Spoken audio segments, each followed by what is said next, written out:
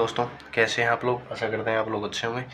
भाई unit 4 electricity and magnetism part 1 के साथ हम आ चुके हैं। इसके अंदर हम बात करने वाले हैं आपके साथ scalar potential and vector potential के ऊपर। स्केलर एंड वेक्टर पोटेंशियल होते क्या हैं, इनकी डिटेल स्टडी अब हम करने वाले हैं इलेक्ट्रिक वेव्स के लिए, ईएम वेव्स के लिए। पीडीएफ के लिए आपको पता ही है, टेलीग्राम चैनल ज्वाइन कीजिएगा। यहाँ पे मैं सिर्फ शॉर्ट चीज़ें लिखने की कोशिश करूँगा ताकि आपका भी टाइम बचे, मेरा भी टाइम बचे। तो सबसे पहले magnetic vector potential MVP denote किया जाता है ए वेक्टर से। जहाँ भी आपको ए वेक्टर लिखा मिले वो मैग्नेटिक वेक्टर पोटेंशियल को डिनोट करेगा इस पूरी यूनिट में। क्लियर है। दूसरा जो स्केलर मैग्नेटिक स्केलर पोटेंशियल है एमएसपी, ये डिनोट करता है फाई से। यहाँ तक आपको कोई कंफ्यूजन रही नहीं होगी। अब जैसे कि हम एक मैक्सवेल की इक्वेशन जानते हैं, divergence of B vector is equal to में 0। ये हम एक रूल जानते हैं, आपको अगर थोड़ा बहुत भी आइडिया हुआ, हमने ये मैक्सवेल की 4th इक्वेशन के अंदर पढ़ा हुआ है। आल्सो हम क्या जानते हैं, आल्सो आप देखिएगा, अगर मैं स्केलर ट्रिपल प्रोडक्ट लूं तो ये भी तो 0 आती है। ये स्केलर ट्रिपल प्रोडक्ट है और स्केलर ट्रिपल प्रोडक्ट मीन्स कुछ इस तरीके से, और जब दो वेक्टर सेम आ जाते हैं तो स्केलर ट्रिपल प्रोडक्ट किसी भी चीज़ की 0 होती है। मीन्स ये भी 0 ये भी 0। अगर मैं दोनों को इक्वल रख दूं, दोनों को मैंने इक्वल रख दिया, मैं b की वैल्यू निकालने के लिए संघर्ष कर रहा हूँ ताकि b की वैल्यू निकल जाए। डाइवर्जेंस से डाइवर्जेंस कैंसिल हो गई, तो जो b वेक्टर है उसकी वैल्यू अपने पास आ गई ये। यहाँ तक किसी को कोई आपत्ति होनी नहीं चाहिए। क्लियर। अब अपने पास क्या आ चुकी है, b की वैल्यू आ चुकी है। अब मैग्नेटिक इलेक्ट्रिक फील्ड की हम एक इक्वेशन जानते हैं, सॉरी मैक्सवेल की एक इक्वेशन जानते हैं। कुछ इस प्रकार से एक इक्वेशन होती है मैक्सवेल की। अब b की वैल्यू को यहाँ यूज कर दो, del operator into electric field into में माइनस कर ली अपॉन कर ली टी, डेल ऑपरेटर इनटू में ए वेक्टर माइनस का। अब इसी ऑपरेटर को जब आप सोल्व करोगे, इक्वल टू में नहीं है ये, सॉरी, इस साइड ले आओ, इसको लेफ्ट हैंड साइड ले आओ पूरी इक्वेशन को, तो प्लस हो जाएगा ये ऑपरेटर। यहां तक किसी को कोई आपत्ति। अब अगर मैं पूरे में से डेल क्रॉस को बाहर निकाल लूं तो मेरे पास कुछ इस प्रकार की टर्म बचेगी। इसको मैं 0 को इक्वल रख सकता हूँ, यानी डिस्टर्बेंस नो सर। यहाँ तक किसी को कोई प्रॉब्लम हो तो बता सकता है। अब अगर मैं देखूं कि अब मेरे को करल को क्या करना है, सब्ट्रैक्ट करना है, करल को मेरे को यहाँ से हटाना है। तो अगर मैं देखूं कि करल of gradient of scalar potential, अब मैं स्केलर पोटेंशियल के अंदर अगर रिलेशन निकालना चाहूँ तो इसका मतलब क्या है, curl gradient of phi is equal to में 0। ये 0 आएगा। क्यों? क्योंकि दो वेक्टर सेम आ गए और क्रॉस प्रोडक्ट का साइन है तो 0 हो जाएगा। मीन्स इसी चीज को, ये जो वैल्यू थी इलेक्ट्रिक फील्ड प्लस कर ली अपॉन कर ली T A vector equal to में करल इंटू फाई, ये लिख सकता हूँ। करल से करल कैंसिल, तो जो ई वेक्टर है आपके पास वो बेसिकली आ गया ई फाई माइनस ई ए वेक्टर अपॉन टी। जो ये टर्म थी मैं इसे किस साइड ले गया, लेफ्ट हैंड साइड ले गया, sorry right hand side. Clear. तो आपके पास यहाँ से किसकी वैल्यू आ गई, इलेक्ट्रिक फील्ड की एक बेहतरीन से आपके पास एक है जो है वैल्यू आ चुकी है। इसमें किसी को कोई आपत्ति, कोई प्रॉब्लम नहीं है। क्लियर। अब जो अपना नेगेटिव साइन है, ये जो है होल टर्म नेगेटिव ले ली जाती है। ये जो ग्रेडियंट होता है ये नेगेटिव माना जाता है, होता है एक्चुअल में पॉजिटिव है लेकिन नेगेटिव ले लेते हैं। नेगेटिव पूरी टर्म को लेने का उद्देश्य क्या होता है, to show the irrotational character, ताकि ऐसा शो किया जा सके कि इसका जो कैरेक्टर है वो कैसा है, इरोटेशनल है। एक्चुअल में ये पॉजिटिव ही होता है, अगर आप देखेंगे तो एक्चुअल में पॉजिटिव होता है, लेकिन हम नेगेटिव क्यों ले लेते हैं, ताकि इसका इरोटेशनल वेक्टर का जो कैरेक्टर है वो हम शो कर सके। क्योंकि आप जानते हैं नेगेटिव कैरेक्टर इरोटेशनल वेक्टर को शो करता है इन द करंट पोजिशन। तो यहाँ से अपने पास इलेक्ट्रिक फील्ड की एक बेहतरीन सी वैल्यू आपके पास आ चुकी है। क्लियर। ये यूज कर लिया हमने मैक्सवेल की इक्वेशन। अब एक मैक्सवेल की इक्वेशन आप ये भी जानते होंगे, अगर आप थोड़ा मेरी पुरानी वीडियोस आप लोगों ने देखी है, मैंने वहाँ पे हर चीज़ को एक्सप्लेन किया था कि वेक्टर कैसे आती हैं, इक्वेशंस कैसे नहीं होती। यहाँ पे डायरेक्ट यूज़ कर रहा हूँ दोनों चीज़ को। अब इसी इक्वेशन को मैं मॉडिफाई कर सकता हूँ, आपको पता भी होगा हमने इसको मॉडिफाई भी किया था आपके साथ बैठ के।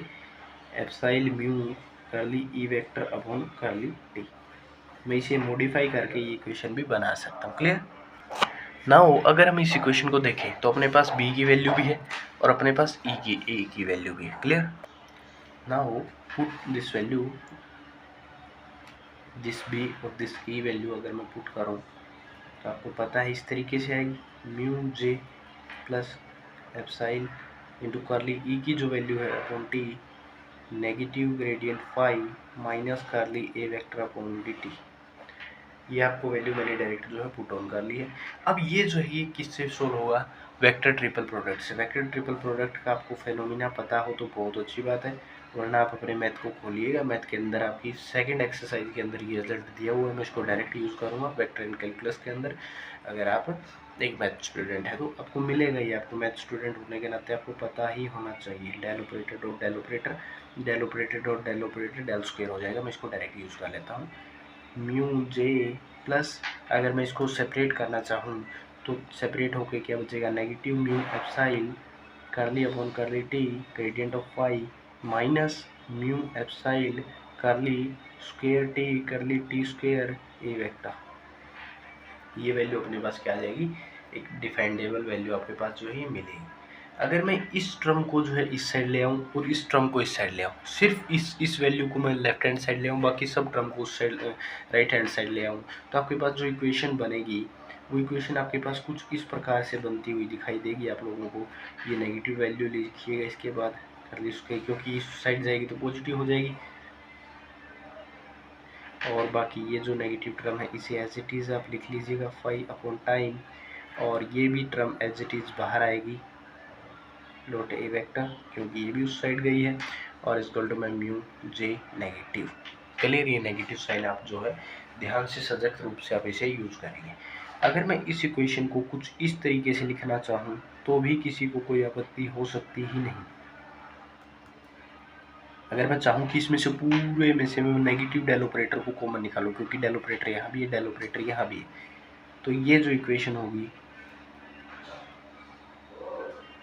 ये कुछ इस तरीके से आपके पास बन जाएगी, नेगेटिव म्यू जे। क्लियर है, कोई आपत्ति नहीं। अगर अब हम सिमिलरली देखें, सिमिलरली हम अगर रिजल्ट को देखें, del operator into electric displacement is equal to में रो होता है। इसी रिजल्ट को अगर मैं इस भाषा में लिखना चाहूँ इलेक्ट्रिक फील्ड की भाषा में, तो मैं ये भी लिख सकता हूँ। क्लियर है। अब यहाँ पर आप दोबारा से इलेक्ट्रिक फील्ड की जो है वैल्यू को यूज़ कर दीजिएगा जो हमने निकाली थी, minus of gradient phi minus of curly A vector upon T is equal to में रो इंटू एप्साइल। अगर इसको पूरे रिजल्ट को आप सिमेट्री आउट करना चाहें तो इसको कुछ इस तरीके से लिखा जा सकता है, del operator into del operator phi minus del operator curly A vector upon curly T, और नेगेटिव साइन को अगर मैं दोनों साइड से, क्योंकि इस साइड दोनों साइड नेगेटिव है तो उस नेगेटिव को मैं यहाँ पे लिख सकता हूँ। क्लियर।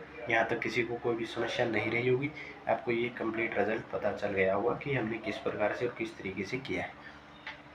क्लियर है। इसी रिजल्ट को मैं ये लिख सकता हूँ कर लिया अपॉन फाइव। यहाँ से देखो कुछ ना कुछ मैच होता है आपके साथ। अब अगर मैं बोथ साइड क्या ऐड कर दूँ, और दोनों साइड मैंने जो है इस इक्वेशन के अंदर क्या ऐड कर दिया है, एप्साइलन म्यू करली स्क्वायर फाई अपॉन करली स्क्वायर टी, ताकि क्यों, क्योंकि इस टाइप की इक्वेशन अपने को बनानी है। यहाँ पे करली स्क्वायर ए और करली टी ऐड है, तो यहाँ पर हमने स्केलर पोटेंशियल निकालने के लिए क्या कर दिया, करली square phi upon curly T square both side add भी कर दिया और सब्ट्रैक्ट भी कर दिया।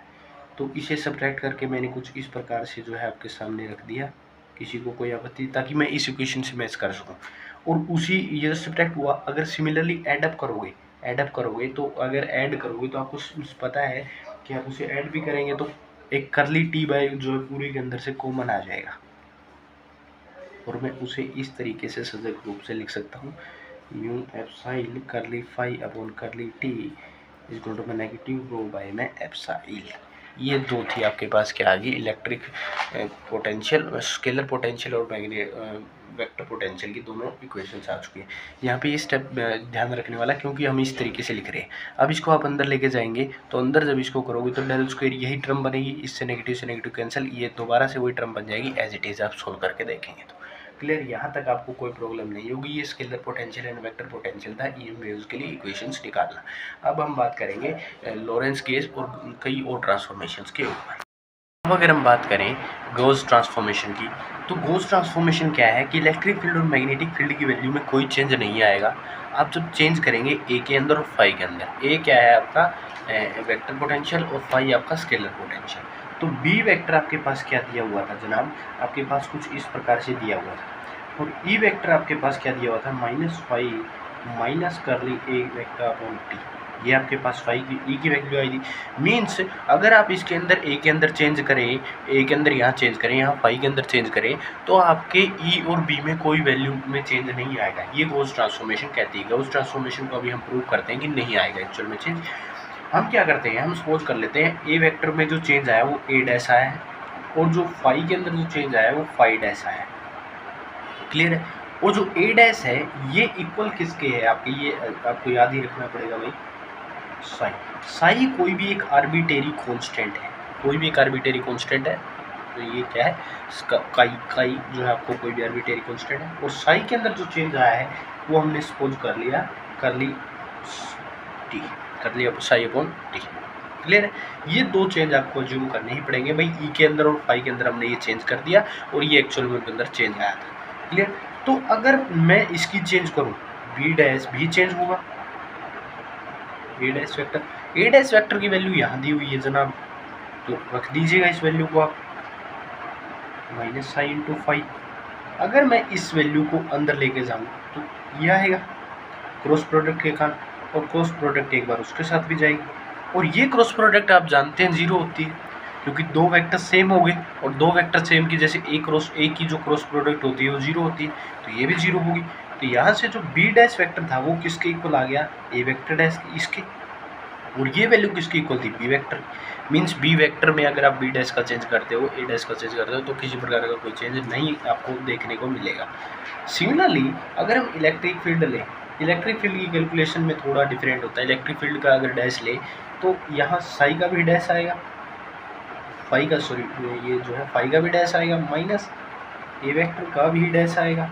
अब दोनों वैल्यूज अपने पास है, दोनों इसके अंदर पुट करो, माइनस डेल ऑपरेटर, और साई की वैल्यू क्या दी हुई थी अपने पास, ये वैल्यू रही फाई प्लस करली साई अपॉन करली टी, यह है माइनस करली अपॉन करली टी, और ए वेक्टर जो हमने अज्यूम किया था that is a vector minus करली।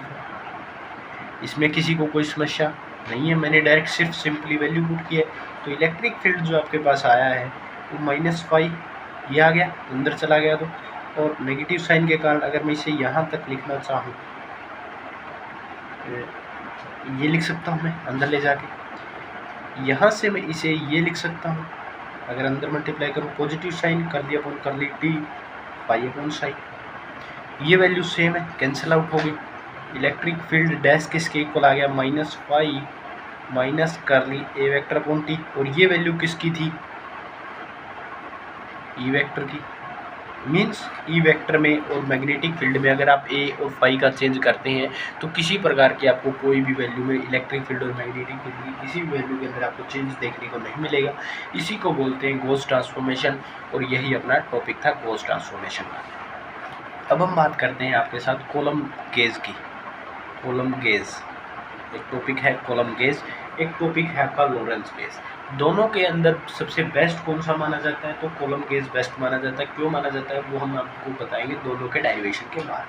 तो कॉलम गेज के अंदर हम क्या अज्यूम करते हैं, हम जैसे जानते हैं कि डिस्प्लेसमेंट लें तो फाई आता है, ये रो आता है इक्वल टू में। अगर इसी को मैं इलेक्ट्रिक फील्ड की भाषा में लिखना चाहूँ तो कुछ इस तरीके से लिख सकता हूँ।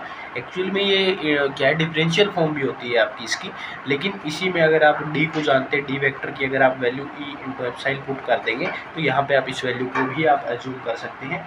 तो अगर मैं सिंपली इलेक्ट्रिक फील्ड की जो वैल्यू यहाँ पर पुट ऑन कर देता हूँ, अपने पास जो वैल्यू दी हुई थी उस वैल्यू से अगर इसे मैं प्रेरक करता हूँ और इस वैल्यू को रख देता हूँ सिंपली यहाँ पर, तो भी मैं ये इक्वेशन प्राप्त कर लूँगा इसी को। और दोनों साइड से नेगेटिव हटाकर मैं यहाँ लगा सकता हूँ टोटल नेगेटिव को। अगले स्टेप में मैंने टोटल नेगेटिव को राइट हैंड साइड लिख दिया। अब अगर मैं डेल ऑपरेटर को अंदर जो है क्या करता हूँ, सोल्व करता हूँ, तो इसकी इसके साथ मल्टीप्लाई प्लस इसकी अंदर ले जाओ इसको। क्लियर, यहाँ तक किसी को कोई आपत्ति नहीं है। -5 इसे मैं ये लिख सकता हूँ। अब अगर मैं सपोज करूँ यहाँ जो है बीच में डॉट आएगी, इस चीज़ को ध्यान रखिएगा क्योंकि डॉट प्रोडक्ट को शो करेगा, डेल ऑपरेटर अंदर मल्टीप्लाई होगा ए वेक्टर के साथ, कर ले टी बाहर आ जाएगा। अब अगर मैं सपोज कर लूँ मेरे पास जो सर ए वेक्टर था, ये क्या था, मैग्नेटिक स्केल वेक्टर पोटेंशियल था। अगर मैं इसकी मान लूँ कि इसकी डाइवर्जेंस, मैग्नेटिक वेक्टर पोटेंशियल की जो डाइवर्जेंस है वो हमेशा जीरो होगी, अगर मैं ये सपोज कर लूँ, तो अपने पास ये जो इक्वेशन आएगी ये क्या आ जाएगी, phi equal to minus rho epsilon. और आपने अगर फर्स्ट सेमेस्टर को ध्यान से पढ़ा होगा, यूनिट 2 को ध्यान से पढ़ा होगा इलेक्ट्रिसिटी एंड मैग्नेटिज्म की, तो इसी इक्वेशन को बोलते हैं पॉइजन इक्वेशन। याद आया क्या, पॉइजन इक्वेशन। और इसको अगर मैं जीरो के इक्वल रख दूँ तो इसी को बोलते हैं लैप्लेस इक्वेशन। कुछ दिमाग में आया होगा अगर आपने पढ़ा होगा तो Laplace equation, Poisson equation, just मैंने जनरल नॉलेज के लिए बता दिया, नाम यहाँ पर जरूरी नहीं थी, ठीक है। तो ये आ गया आपसे कॉलम गेज से रिजल्ट। क्लियर कि कॉलम गेज में अगर आपने ये चेंज किया तो आपके पास ये चेंज आता है। अब अगर मैं लॉरेंस गेज के अंदर चेंज करूँ, लॉरेंस गेज के अंदर कौन सी इक्वेशन ली जाती है, यहाँ पर देखो, यहाँ पर कौन सी फोर्थ इक्वेशन ली गई है। कई बुक में इसको पहली इक्वेशन भी लिख देता है, मेरी रीडिंग में उसकी एक्चुअली इसको फोर्थ भी लिख देता है, मैं इसको फोर्थ के रूप में पढ़ाता हूँ, तो फोर्थ देखिएगा, लॉरेंस ट्रांसफॉर्मेशन। लॉरेंस गेज को अगर मैं थोड़ा डिटेल एनालिसिस करूँ लॉरेंस गेज का, तो आपका जो ई वेक्टर है वो मैंने पता किया था अभी कि ये होता है। तो इसके अंदर अगर मैं मैग्नेटिक फील्ड की एक इक्वेशन यूज कर दूँ, B vector is equal to mu J plus mu epsilon curly E vector upon curly T. अब अगर मैं ई और बी की वैल्यू पुट कर दूँ, बी की वैल्यू क्या आई थी, ये आपके पास किसकी वैल्यू आई है, बी की वैल्यू आई है। अगर इसको हम सिंपली जो पुट ऑन करते चले, ए vector mu J plus mu epsilon curly upon curly T del operator phi करली A vector upon T. Simply मैंने क्या किया, वैल्यू को पुट ऑन ही तो किया है। अब अगर मैंने इस वैल्यू को सोल्व करना स्टार्ट किया, इस वैल्यू को हम सोल्व आउट करना स्टार्ट करते हैं सर, इस वैल्यू को हम सोल्व करते हैं फर्स्टली, फिर इस वैल्यू को हम सोल्व करें और एक आंसर जो है की तरफ हम बढ़ने की कोशिश करें, तो अपना जो यहाँ से ऑपरेटर सोल्व होके आएगा वो आपका ये आएगा। मैग्नेटिक वेक्टर ट्रिपल प्रोडक्ट में यूज़ कर रहा हूँ, रिजल्ट आप थोड़ा उसको याद कर लीजिएगा अगर आपको नहीं आता है तो। वैसे मैंने बता दिया कि वेक्टर कैलकुलस की जो सेकंड एक्सरसाइज है वो पूरी इसी के ऊपर बेस है, फर्स्ट सेक्टर की ही सेकंड एक्सरसाइज है, तो आपको दोनों तरफ से ही काम जो है यहाँ पे देखने को मिलेगा, जे म्यू जे। और यहाँ से अगर मैं इसको अंदर मल्टीप्लाई करूँ तो म्यू एप्सिलॉन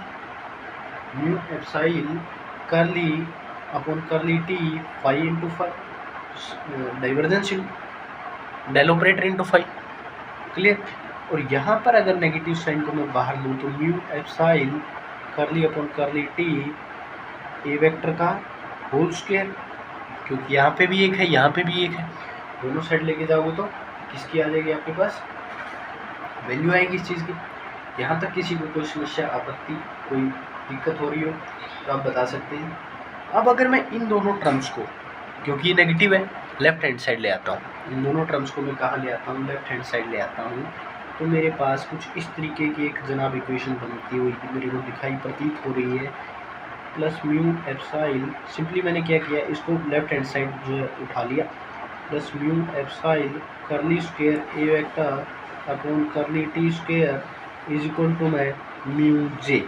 कोई दिक्कत इस इक्वेशन में, किसी को कोई आपत्ति हो, कोई समस्या हो तो आप जो है 1 मिनट के अंदर बता देंगे कि ये सर इस चीज़ में समस्या है, क्लियर।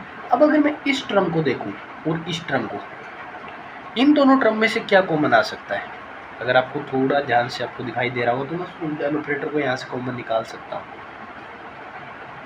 अगर आप थोड़े ही विद्वंत हैं तो आपको पता चल चुका होगा मैंने ये कैसे किया है, मैंने डेल ऑपरेटर को दोनों से कॉमन निकाल लिया है, क्लियर। अगर मैं नेगेटिव साइन से यहाँ से भी सिर्फ नेगेटिव साइन को कॉमन निकालूँ, सिर्फ और सिर्फ नेगेटिव साइन को यहाँ से कॉमन निकालूँ, तो यहाँ से जो टर्म आएगी आपके पास, ये सेकंड और ये फोर्थ टर्म को अगर मैं देखूँ तो माइनस म्यू जे करली अपॉन करली टी और फाई इंटू साई, सॉरी ये टर्म है, ये करली स्क्वायर ए वेक्टर, ये ए वेक्टर इसी के साथ है पूरा, आप इसको बाहर मत कंप्लीट कीजिए, इक्वल टू म्यू इंटू जे। आपके पास ये इक्वेशन आ गई। इन दोनों को मैंने एक बार सोल्व किया, फिर इन दोनों को एक बार सोल्व किया है, सिर्फ यहाँ नेगेटिव कॉमन लिया है, यहाँ डेल ऑपरेटर कॉमन लिया है। ये जो टर्म होती है, ये जो टर्म निकल के आई है, इसी को बोलते हैं लॉरेंस गेज। तो आपको यहाँ से क्लियर हो गया होगा कंसेप्ट कि यहाँ से अगर हम देखें कि अपनी जो इक्वेशन आएगी del operator into A vector plus mu epsilon, sorry आपको दिखाई नहीं दे रहा था, इस इक्वेशन को ये मैंने यहाँ पे जो है पुट ऑन किया है, फाई इंटू में टी इक्वल टू में 0, इसी को बोलते हैं Lawrence gauge equation. Lawrence gauge equation ये इक्वेशन कहलाती है, और जो आपकी कॉलम गेज इक्वेशन थी वो ये इक्वेशन थी। क्लियर। अब अगर इन दोनों इक्वेशंस को ध्यान से देखो तो बेस्ट कौन सी लगती है अपने को? यहाँ देखो, यहाँ पर सिर्फ एक ऑपरेटर को सोल्व करना है, यहाँ पर ए को भी सोल्व करो, फाई को भी सोल्व करो। यहाँ जो लॉरेंस गेज है इसमें दो ऑपरेटर को सोल्व करना पड़ रहा है, इसमें सिंपली एक ऑपरेटर को सोल्व करना। तो बेस्ट क्या होगी? आप एक को सोल्व करना चाहेंगे या दो को?